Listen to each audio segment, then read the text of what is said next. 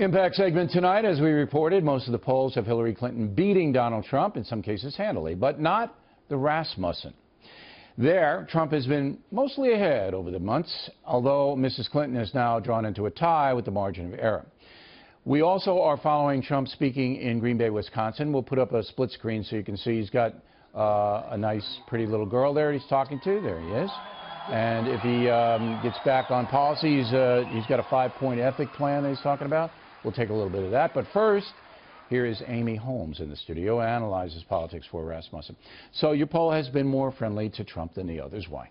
It has been sometimes not. In fact, we've had Hillary ahead by a couple of points since August pretty consistently.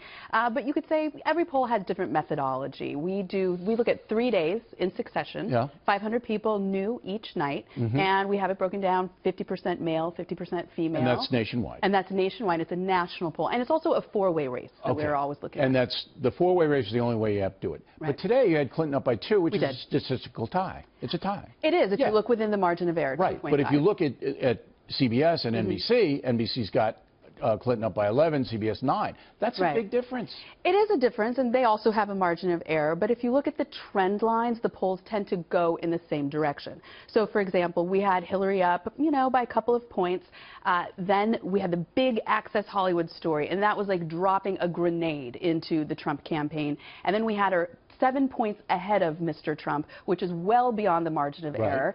Then you have the debate, and the folks, settling in their impressions of that, and Trump started to creep up. But then, of course, more revelations. Something that we're finding at Rasmussen that is different in this election cycle is how sensitive voters are to headlines. And the headlines have not been great for Mr. Trump. So people are paying attention. Very close attention. And that raises a lot of questions about the power of the media. What headlines they choose and how those drive voters. And the media knows it. The media absolutely knows it. And I'm sure that in the next 3 weeks we're going to see on both sides, mainly Trump.